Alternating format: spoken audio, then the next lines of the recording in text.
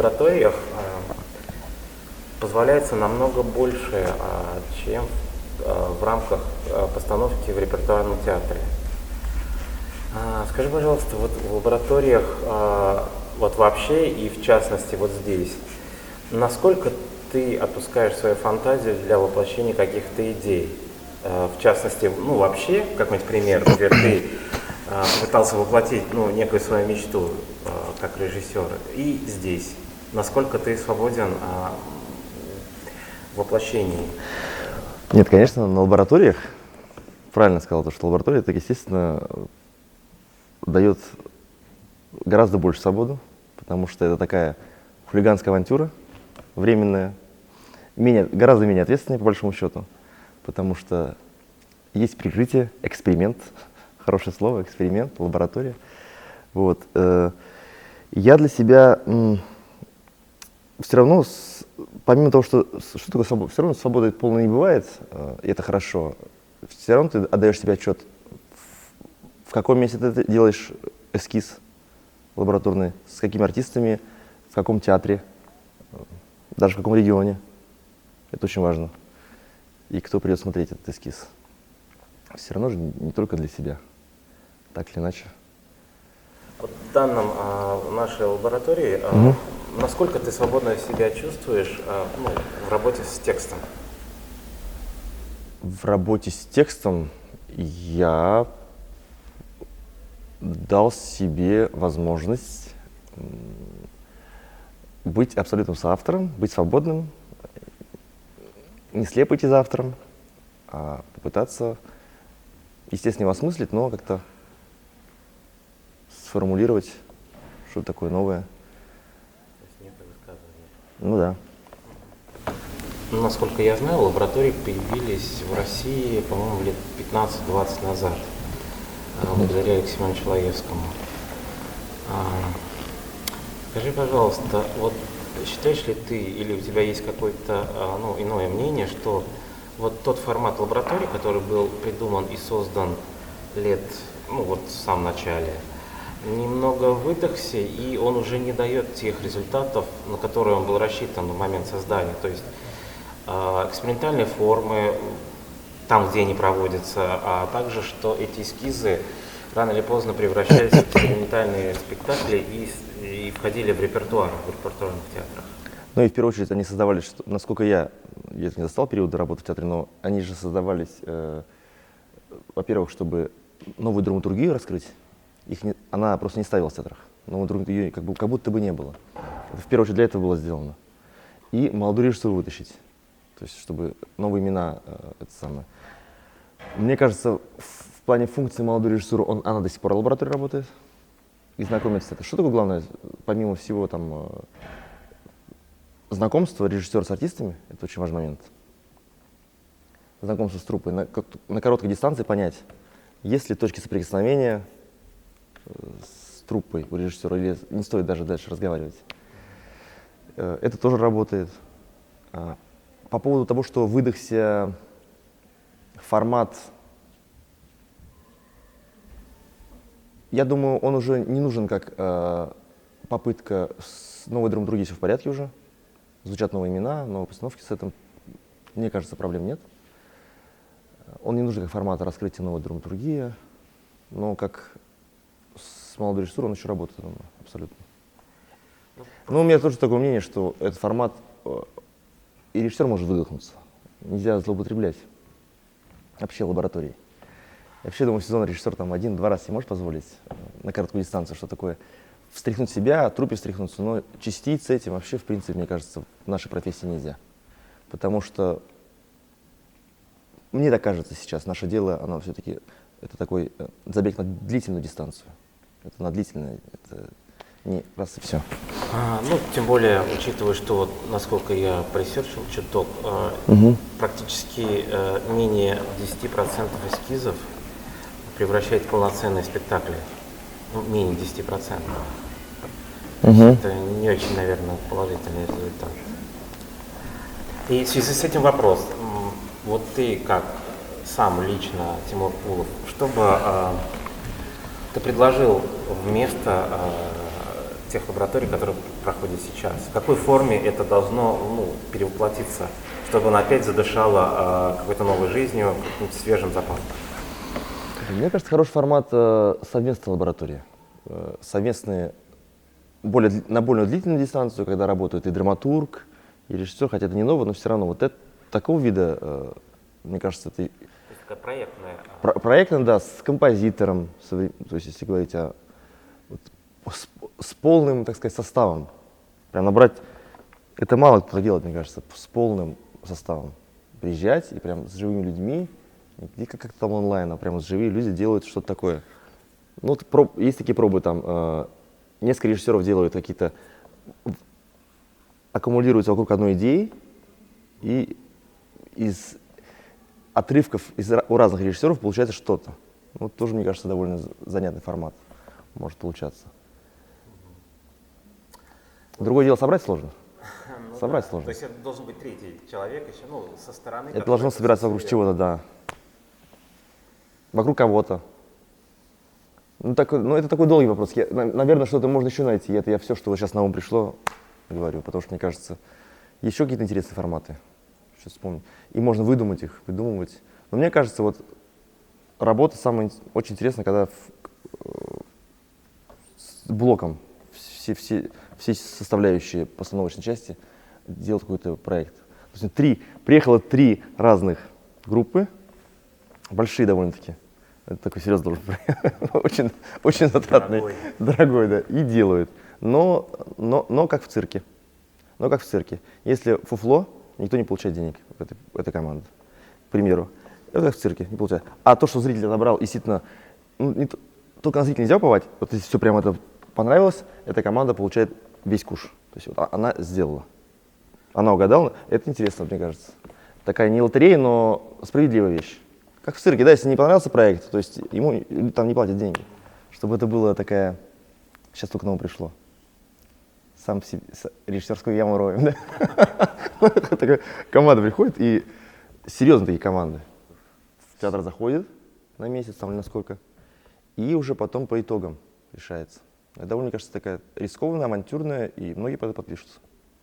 Это такой вызов себе, режиссеру. Может быть жестко, но без соплей, как говорится. По делу, все по делу. Все по справедливости, да. Классно. А в начале разговора ты упомянул, что в лабораториях нужно учитывать регион, и ментальность, видимо, региона, Да. в котором ты работаешь. Скажи, пожалуйста, в каком регионе тебе было легко и свободно, комфортно работать? Это первая часть вопроса. И вторая, вот по поводу Татарстана. Что ты имеешь, что ты думаешь по поводу той атмосферы и той ментальности, которая существует здесь, в Татарстане? И внутренней свободы. Тем более ты изнутри. Естественно, да. Поэтому и сложнее. Проще смотреть, допустим, был на фестивале Грозная Федерация, допустим, проще это смотреть со стороны на кого-то, а на себя-то в своем глазу бревна не видишь, как говорится. Но если поразмыслить на этот счет, нет, конечно, Татарстан — это определенное место. Это не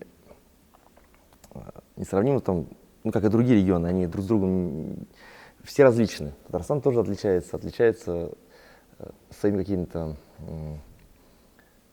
мнениями, мыслями, какой должен быть театр, какой он должен быть, как он привычен. Но мне кажется, сегодня уже это сильно меняется. И в национальных театрах. Давайте про национальный, наверное, говорить, в первую очередь, потому что мы говорим про национальный театр. В национальном театре ситуация меняется кардинально, сильно в последние годы, мне так кажется. Потому что, мне кажется, еще когда я учился в училище театральном, я закончил в 2008 году, ситуация была более такая законсервированная вообще в национальном театре. Сейчас очень много... естественно, невозможно в национальном театре, не только в татарском. Банальные вещи говорю, не учитывать зрителей, которые приходят, не учитывать темы, которые ему важны, да, и темы, которые он не любит. темы, которые его раздражают.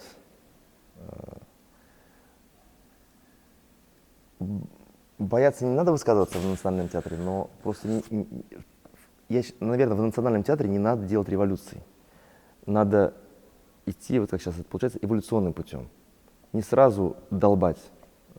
Вот мы еще это можем, и все мы можем. Там, вот такие вот, такой театр обо всем. А все-таки эволюционным путем дополнять новые темы, расширяться и так далее.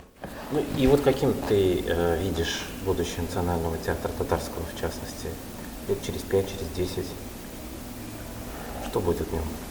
Потому что вот когда речь идет о некой аудитории, мы абсолютно точно понимаем, что это идет от 50+, ну то есть условные бабушки, которые смотрят Зангар Шаль, ну, и другую нашу классику. Речь о, допустим, о той молодежи, там 20+ татарской, подростках, она почему-то никогда не учитывается, она начинает ходить, там, смотреть Netflix, эйфорию, там, совершенно что-то отличное, созданное другими, но не нами в нашем национальном театре. Только потому, что мы боимся что-то сказать, обидев какую-то часть аудитории, забыв про совершенно другую, гораздо большую аудиторию, которая не охвачена. Тоже верно. Ну, тоже крутая мысль. Я вот не думал, офигенная мысль. Ну, правда. Ну, почему еще более молодое поколение найдет туда? Во-первых, театр не может конкурировать ни с Netflix, ему не надо это делать. Вообще, театру не надо конкурировать. Театру надо бороться со своими тараканами. Вот то, что мы про что сейчас говорим, с самим собой, со своим консерватизмом, со своим зажатостью, да, своей вот этой вот фобией всего боимся. Тем боимся сверху попадет. Ну, и театру надо научиться, наверное, привлекать, использовать ресурсы не только внутри текст и артисты. Учиться уже использовать. Мир очень расширился, очень, да. Это вокруг много всего. Появились же новые темы. Темы, да. Технологии, которые меняют нашу жизнь. Да, да. Вообще, мне кажется, в принципе, и кино, и вообще все не поспевает за... Сейчас мир так быстро меняется. А художник, я в общем контексте беру художник, он не успевает это осмыслить пока. И нет мало таких пьес, и вообще нет настоящего в театре, да и в кино тоже, такого большого, может, в кино больше, но осмысления вот то, что сейчас происходит, нету. Потому что вот насколько сильно сейчас мир меняется, и мы меняемся, и зритель меняется, который приходит.